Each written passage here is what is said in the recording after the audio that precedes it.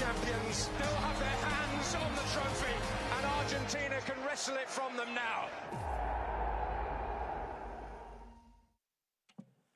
Hello, good afternoon, everyone. Firstly, thank you very much for your patience. Welcome to this FIFA press conference on the eve of the World Cup final here in Doha. The FIFA President here to answer some of your questions. Interpretation provided via the usual app on your phone. All being well, I will hand over now to Gianni for a review and some thoughts on the World Cup and of the FIFA Council meeting that has just finished a short time ago. Gianni. Thank you. Thank you very much, Brian. Hello, everyone. Welcome to this press conference. Sorry for being a little bit late due to, of course, council meeting and obviously always, you know when it starts, you never know when it ends. But it's great that you are all here.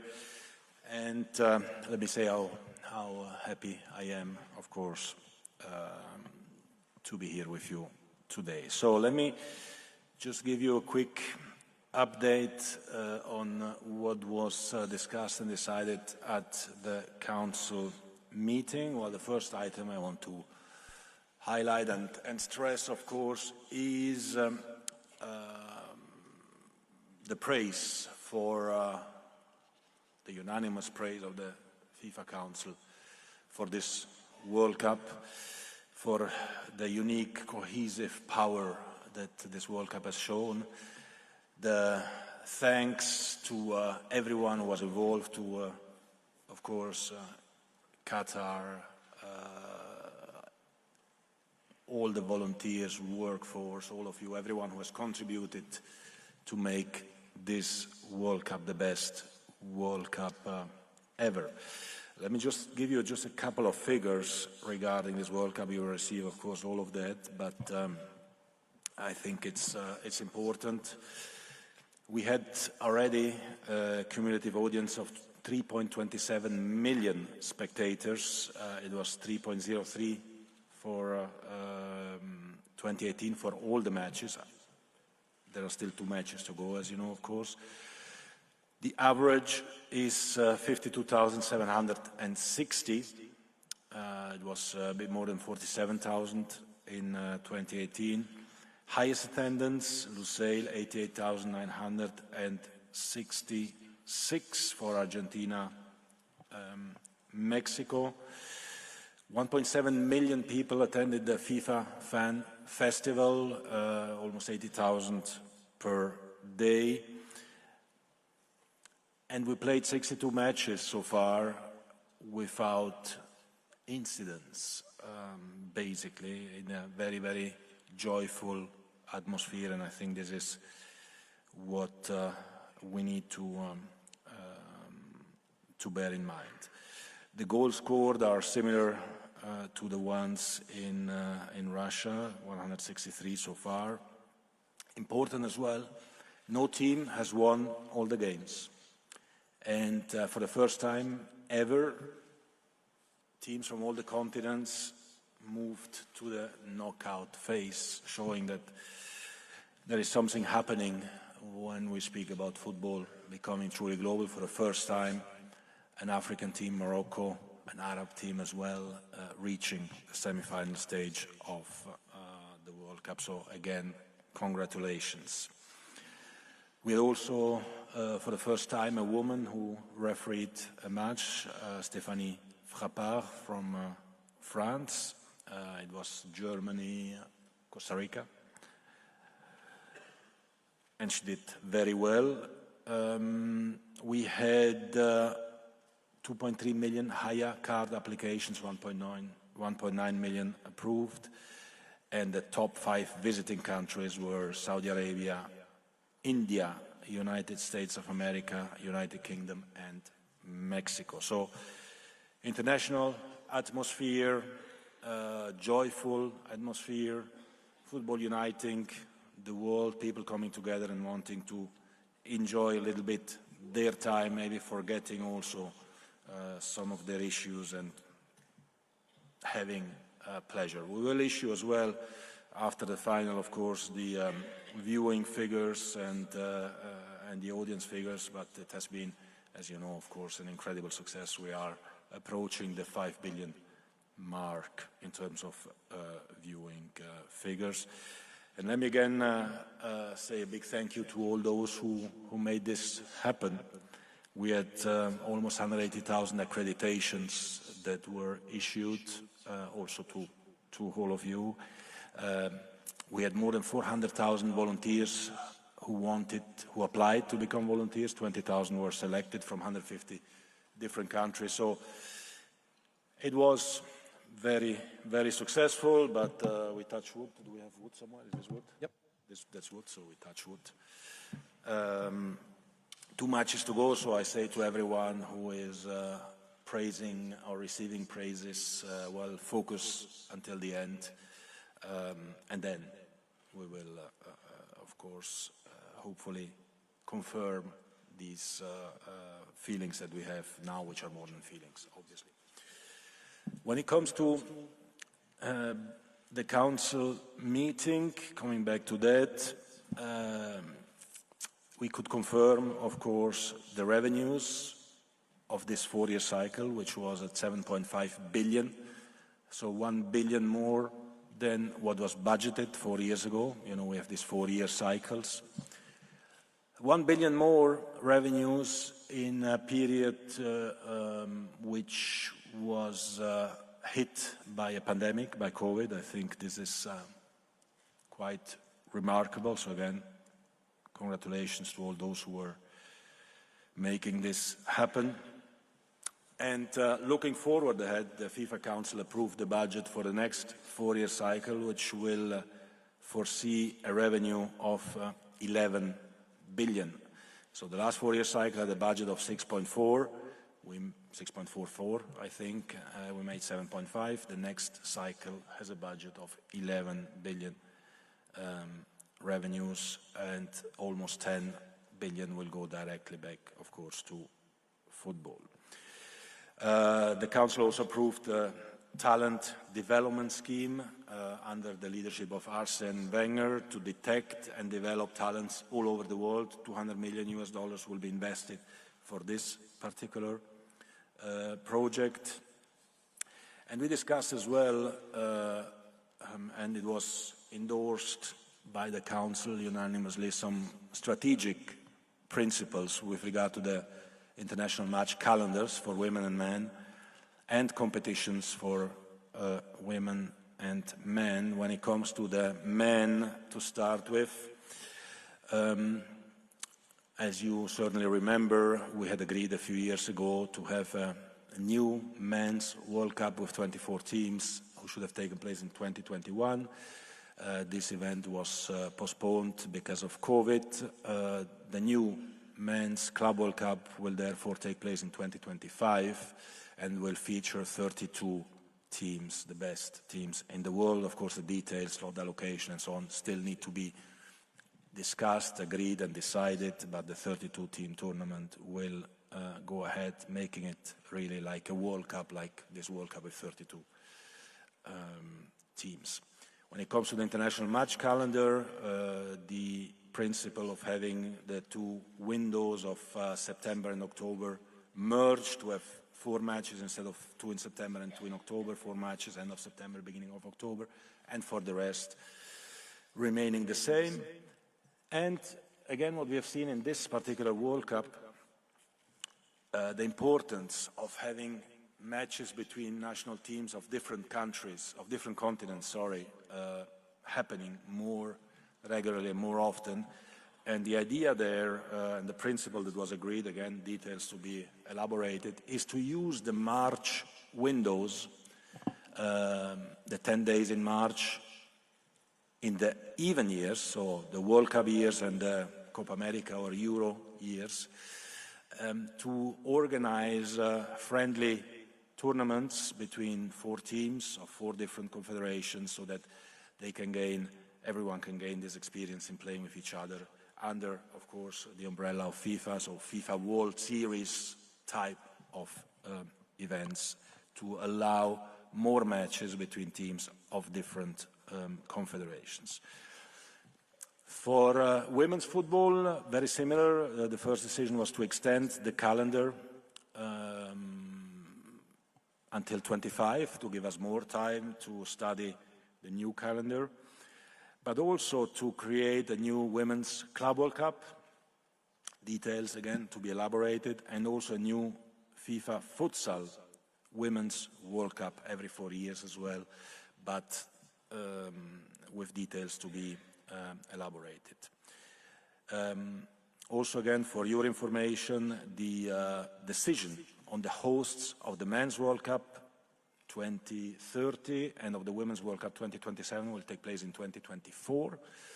The Women's World Cup 2031 will be decided in 2025, so we have the same 6-year preparation span as for the Men's World Cup, so we are running after in order to really align men and women competition and World Cups. What we would like as well is to see if the Women's Olympic tournament can have 16 teams as the men's Olympic tournament, because today the men's has 16 and the women's has 12. We feel that women should have 16 teams as well, so we will of course engage in discussion and see what is possible. We also decided again, in the purpose of making football truly global, to increase the number of participating teams in the youth tournaments and making the under-17 tournaments for boys and for girls annual instead of having them every 2 years. This will start in 2024. Very important element, I don't want to forget that, is when it comes to the international match calendar, we have to take really into consideration the health and the well-being of players. Hence, as well, the 4 games window rather than two games window in September or October, to have 1 intercontinental travel less for the players. But more generally, we need to ensure that there is a rest period for players, a holiday period, that there are 72 hours at least between 2 games, ideally that there is 1 rest day every week. Of course, we need to be pragmatic on these topics, but as principles, and then we need to see how they can be enforced, because it's important that the players are at their best. So we'll now consult on all of these topics and then elaborate all the details, but the principles were approved and endorsed by the Council. We took then some other decisions. Morocco will host the Club World Cup, the 22 Club World Cup, which will take place from the 1st to the 11th of February 23. When it comes to beach soccer, World Cup in 23 will be hosted by the UAE, and in 25 by the Seychelles. We then approved a whole series of regulations. We approved, for example, the new FIFA Football Agents regulations, which is a very important step after a few years of consultation and discussion in order to bring more transparency, professionality in the transfer system. The players' agents regulations, or the agents, football agents regulations, are a crucial part. So this has been approved, including a mandatory licensing system, the prohibition of multiple representation in order to avoid conflicts of interest, and of course the introduction as well of a cap on the Commission. We approved also some amendments to the codes of ethics and the disciplinary code of FIFA. And finally, there was also a clarification, and that concerns me, but since I'm here, I will mention it, the clarification with regard to my term of office. So currently, I am in my first term of office, and on the 16th of March, when there is the election for the FIFA President in Kigali, in Rwanda, my second term of office as FIFA president will start. You know, there is a limit of 3 terms of office. So these were the main decisions taken by the FIFA Council. Did I forget anything? Nope. Brian, no? Okay, then I think we can open the floor for questions. Okay, thanks, Gianni. You'll get that all on an email very, very shortly. I know it's quite a lot of information. Okay, time for questions now. So if you could please raise your hand, state your name and organisation. I will try my best to get round as many of you as possible. I'm certainly mindful of the opening press conferences too, so I'm trying to be fair to everyone here. Let's go, please, second row. The gentleman in the blue with the white cap, cream baseball cap. Thank you.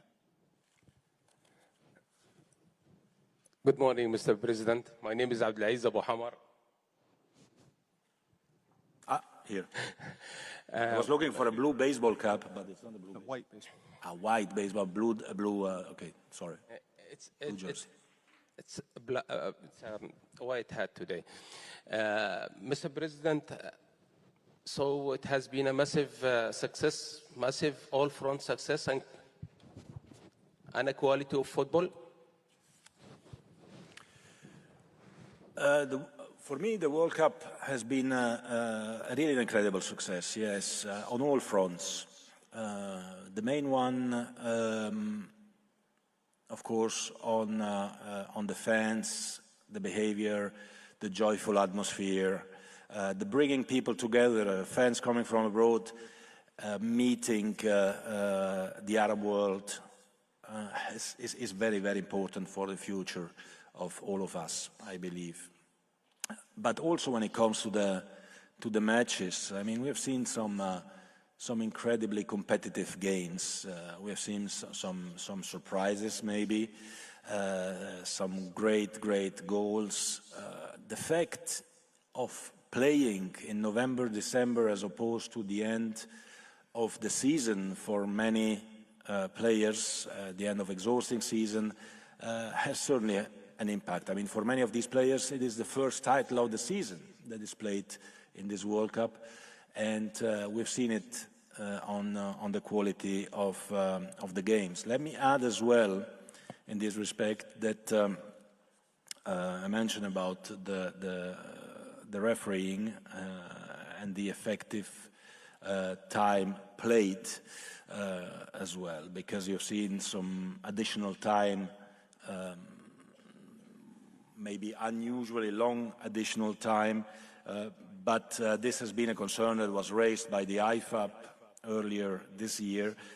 And, you know, we play 90 minutes, but there are a lot of interruptions. So at the end of the day, there was on average 10 minutes, a little bit of more than 10 minutes and 11 seconds played on average as additional time every match, bringing the duration of a match to 59 minutes and 51 seconds on average, so around 60 minutes of effective play, which I think is definitely something very positive, because everyone enjoys.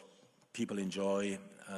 We have great games. We had some incredible actions also at the end of the games, and I think this was very important. This was also, let me add, a very fair World Cup on the pitch. No simulations, not so many yellow and red cards, actually a little bit less than in Russia so far. But this shows as well, and the compliment there goes to the players and the coaches who managed to maintain their calm. Okay, and to the referees as well, obviously. Thank you for your question. I was just going to go up near the back. Just on the point of referees, we will be publishing some of the data after this, just so that you've got them all to reports. Actually, we'll go down to the front first. So we'll go over to Gabriel. Far right, please. Thank you, Brian. Gabriel Marcotti from ESPN. Mr. President, Presidente. Buongiorno. Buongiorno. I just want to take you back to the projected revenue, which you said was going to be, or the budget, you said it's going to be about 11 billion. So that's a 50% uplift compared to the current cycle. Yeah. Can you just explain a little bit what the main factors are going to be? Obviously, the 48-team World Cup is going to be a big part of it. Is that alone? What else do you see driving it? Are you that bullish about the potential commercial revenues and broadcast revenues? Can you just explain how you get to that number? Well, let me say we are bullish about the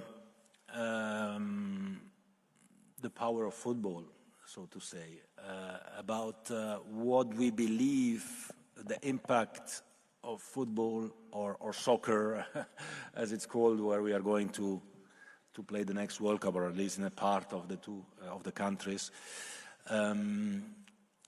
We are more than bullish. I think we are, convinced that the impact of the game will be massive. It has been massive here. It will be incredible in North America. 3 huge countries, Mexico, United States, Canada, organizing the event. 48 teams, 50% more, so from 32 to 48. More games. Revenues will go up in terms of broadcasting, in terms of sponsorship, and in terms of ticketing and hospitality. Let's not forget that we will play in huge stadiums in North America, stadiums which are normally used for American football. So 80, 90,000, 70,000 is almost the smallest capacity, but then with a lot of attractions for fans. So we are expecting 5 million, 5.5 million fans traveling specifically for these events. And we are convinced that football will be booming in North America, because we will start working immediately as of the 19th of December for that World Cup when it comes to the men's, for the women's, Australia, New Zealand, but in 23.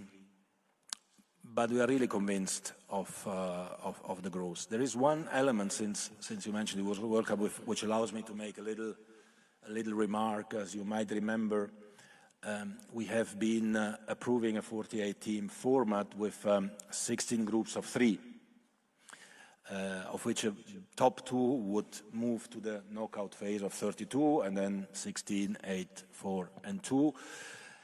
I have to say that after this World Cup and the success of the groups of 4, and looking at as well some other competitions like the Euro, for example, where you have 24 teams and the top 2 plus the best third ones go to the next group stage. I mean, here the groups of 4 have been absolutely incredible, in the sense that until the last minute of the last match, you would not know who goes ahead. I think we have to revisit or at least rediscuss the format, whether we go for 16 groups of 3 or 12 groups of 4.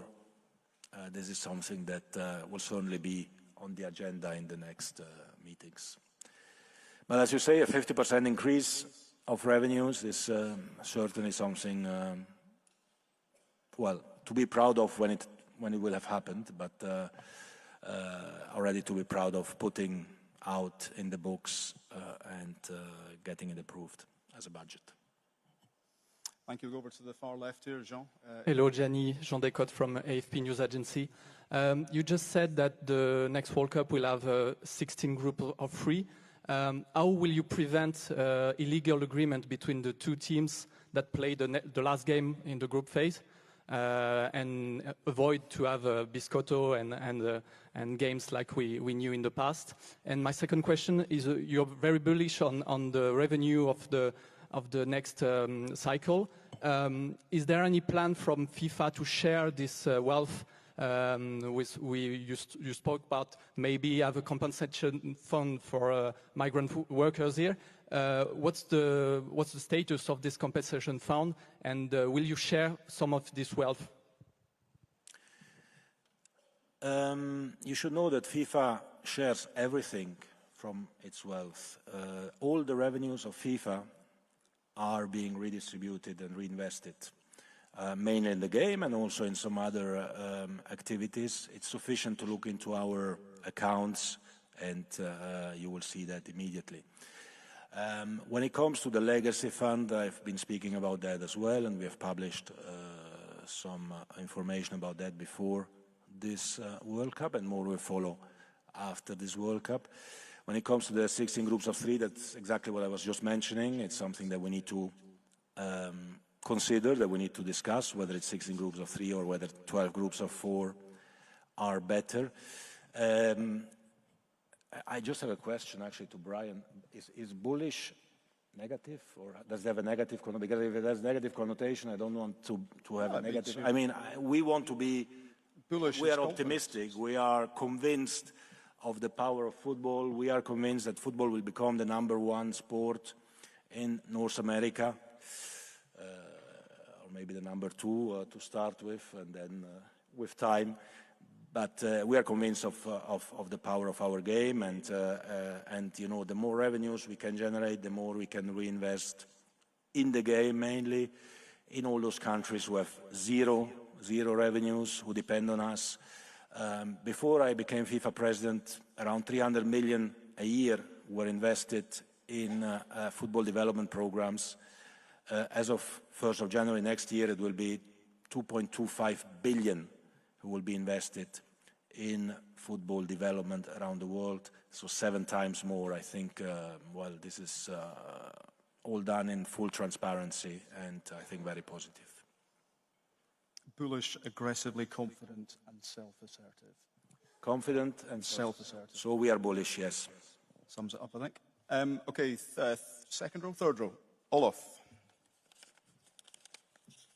Thank you. Olof Lund from Swedish TV4. You talk a lot about that football unites, but in this World Cup, especially in the beginning, we saw that it didn't have that uniting factor, and we had federations like the Danish Federation, German Federation, critical of you. Some of them won't vote for you now in Kigali. Can you explain all the things about when you refused teams playing with the One Love armband, and why you did that, and why some political statements are allowed and some not? Well, thanks for the question.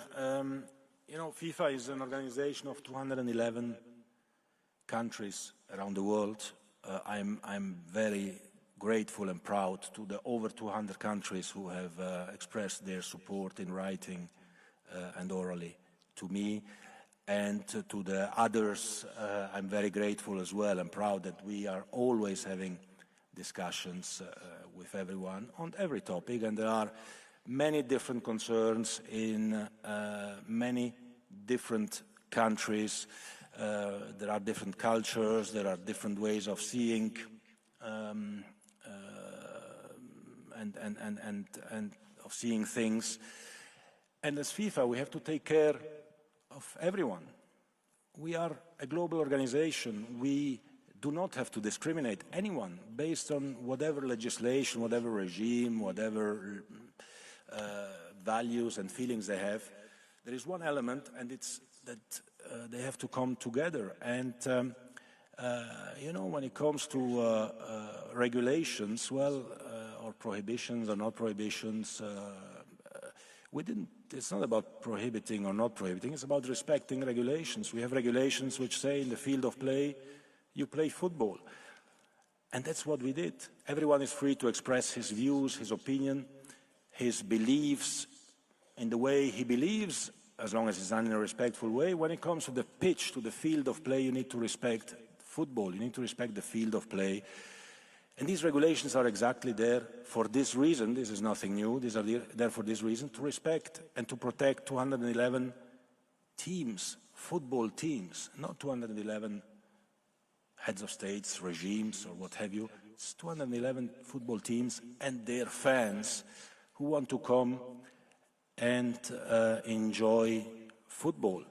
And this is what we are here for. And honestly, I believe that we are defending values, we are defending human rights, we are defending rights of everyone in FIFA, in the World Cup. But I also believe that those fans who come to the stadium, those 80,000, 70,000, 90,000, 50,000, and all those billions of fans who are watching the World Cup on TV, maybe, and we should think about that, and I say this candidly really to everyone, you know, everyone has his own problems. Everyone has his own problems. They just want to spend 90 minutes or now 100 minutes or 105 minutes or whatever, or 120 minutes plus penalties, without having to think about anything else than just enjoying a little moment of pleasure and of joy, or at least of emotion, because if you lose, you are not so happy, but of emotion. That's what we have to do. We have to give to all these people a moment of time in their life where they can forget about their own problems and enjoy football. And after, all the time, between competitions, during competitions, outside of the match and the field of play, well, everyone can express his views and opinions the way he wants. But let's give this moment of joy to those who want to enjoy the game. Okay, we'll go to the second row and then Gabriel, the third row. So second row, please. Gentleman with the hat. Second row, please. And, then Gabriel. Bonjour, Monsieur le Président. Vous êtes où? Ah, là, ok, parfait, merci. Bonjour. Nous veillons pan Cameroun Football. La question sera en français. Monsieur le Président, le Maroc a atteint les demi-finales de la Coupe du Monde.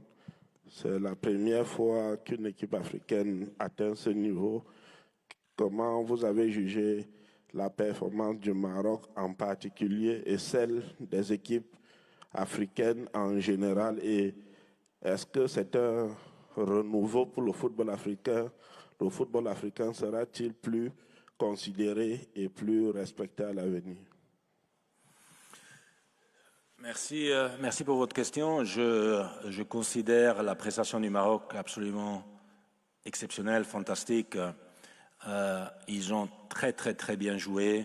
Ils ont joué avec le cœur, mais aussi avec des qualités indéniables.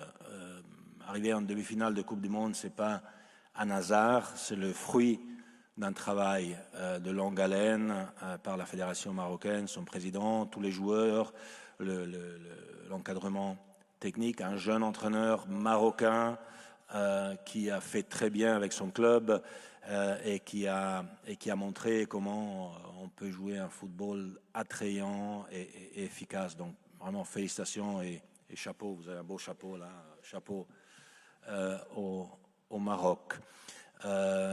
Mais aussi félicitations aux autres équipes africaines, le Sénégal qui a passé la phase de groupe, ce qui n'avait pas été le cas en 2018. Après, il a trouvé une Angleterre extrêmement forte sur son chemin. Mais aussi Cameroun, Ghana et Tunisie qui ont très bien joué, qui étaient en course jusqu'à la dernière minute du dernier match pour se qualifier. Et ça montre le niveau du football africain. Je suis très content parce que ça fait des décennies qu'on parle du moment du football africain, le moment est-ce qu'il vient, est-ce qu'il vient pas. Ben, il est venu et le fait que pour la prochaine Coupe du Monde, on va doubler pratiquement le nombre d'équipes africaines qui vont se qualifier. Donc on aura d'autres équipes qui vont, le double d'équipes qui vont se qualifier. Je pense qu'on pourra se réjouir de prestations très fortes des équipes africaines aussi déjà lors de la prochaine Coupe du Monde. Donc bravo et félicitations. Merci. Just behind Gabriel, ITV.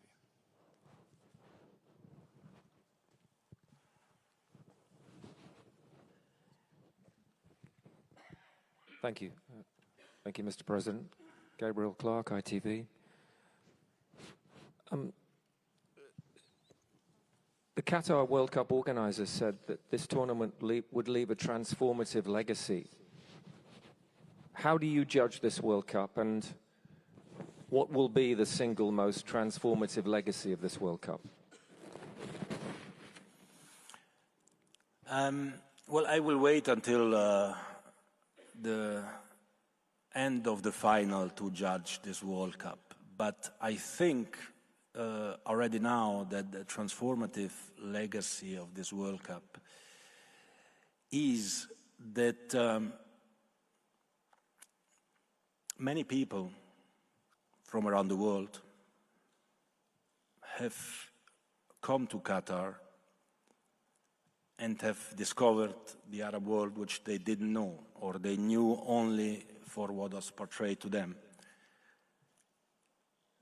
And at the same time, the Qataris, or even the Saudis or the Emiratis, who also welcomed many fans from around the world, have prepared themselves to welcoming the world, have opened their houses, their doors, their country to welcome people, to welcome everyone from everywhere. And the main legacy is that those who came and those who were here to welcome them have actually discovered that what is said or what is thought or what is believed is not true. That you can spend time together and just enjoy and just have a good time and just know each other better. And these people, when they go back home, they will speak about their experience. The people who stay here, they will speak about their experience and they will open up more to the others. And I think this is really an important non-football legacy which this particular World Cup has brought. One of our main concerns before the beginning of the World Cup was, of course, linked with safety and security, right? You have 32 countries, you have fans of 32 countries and others, all at the same time in the same place. In a normal World Cup, you have fans of 2 countries in one place at one time. So you can manage that from a crowd management and security point of view.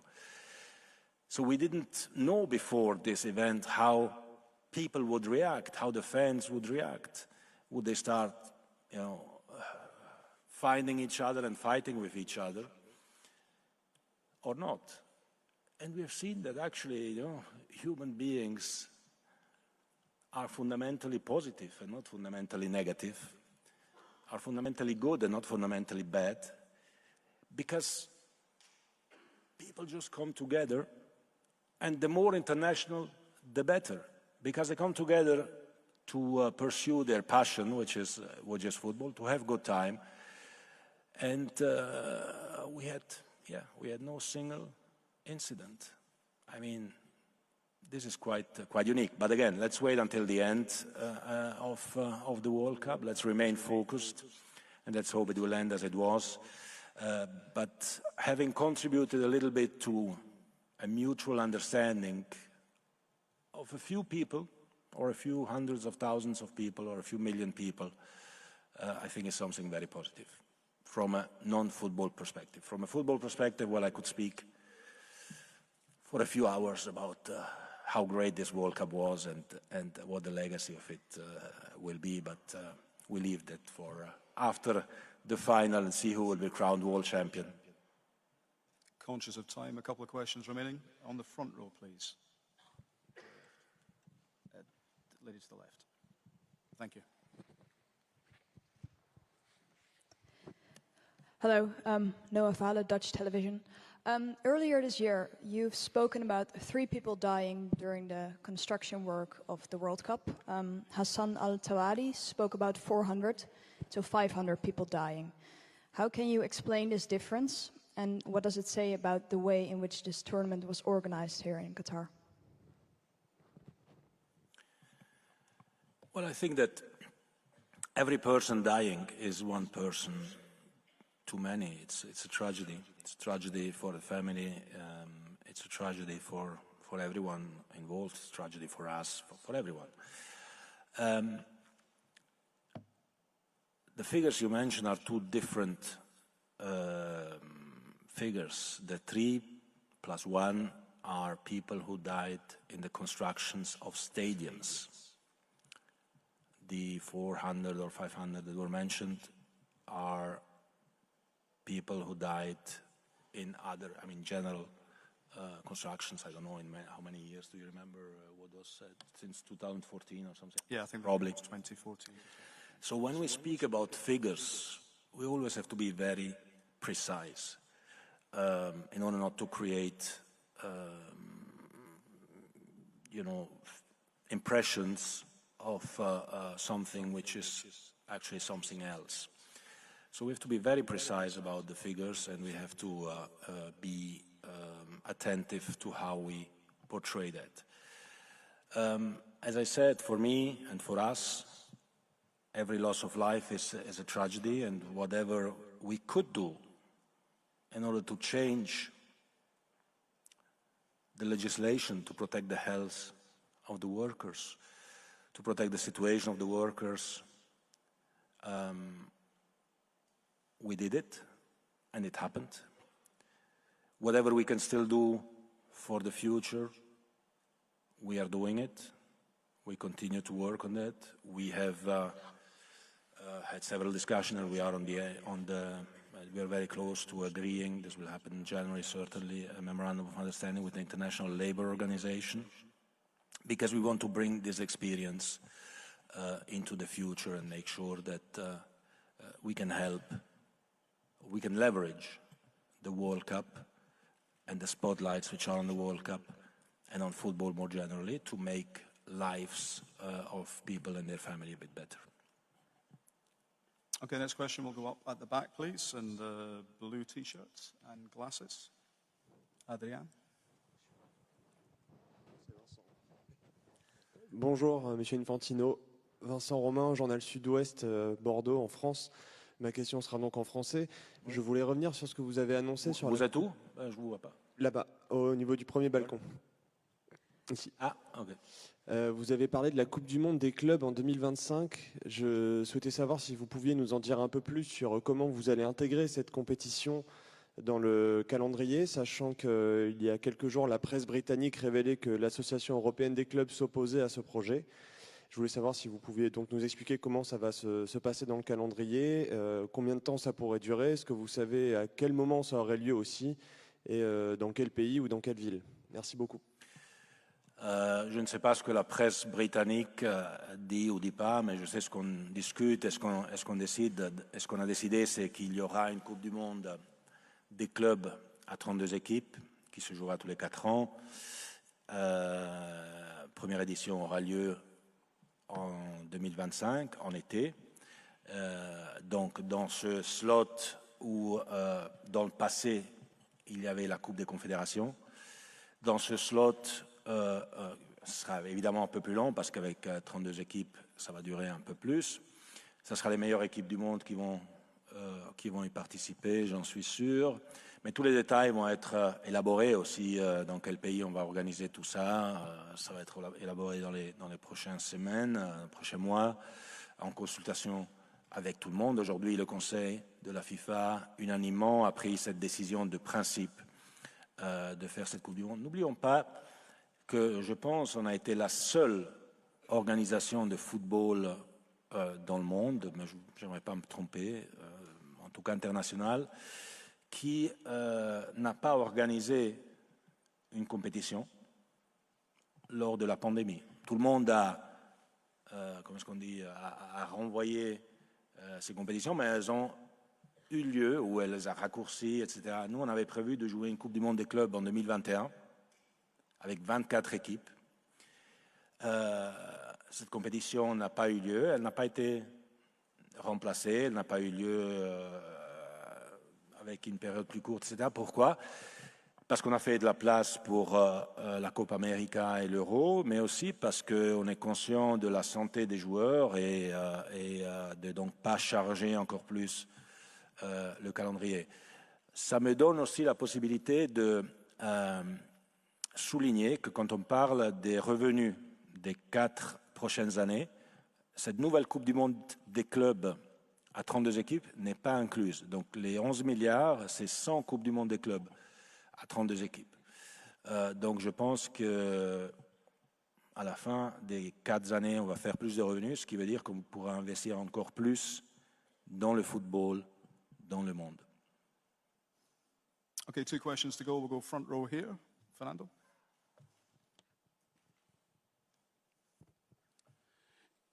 Hola, buenas tardes. Si me permite una pregunta en castellano. Claro. Rafael Fernández de Onda Cero. Querría preguntar sobre, vinculado al calendario, ayer conocimos la decisión, el dictamen del abogado general de la Unión Europea sobre la Superliga. Se está hablando de tantas competiciones y parece un poco contradictorio con que usted habla también de la salud de los futbolistas. Al final es comprimirlo todo muchísimo. ¿Y qué le parece ese dictamen del abogado general del Tribunal de la Unión Europea? Bueno, creo que por lo que es del abogado general de la Unión Europea hemos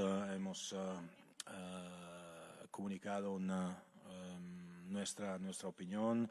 Ayer, claramente muy positivo para las organizaciones del fútbol, la FIFA, la UEFA, y reconoce el hecho de que, por supuesto, tenemos toda la legitimidad para organizar, aprobar competiciones, que el sistema piramidal del deporte con la FIFA, las confederaciones, las asociaciones nacionales, ligas, clubes y así, es algo que tiene su fundamento claro también en las leyes europeas. Entonces esto confirma lo que decimos desde mucho tiempo. Luego, por lo que dice usted de los calendarios, de las competiciones, del Mundial de Clubes, Mundial de Selecciones, todo esto, es claro que cada organización quiere defender sus propios intereses, ¿no?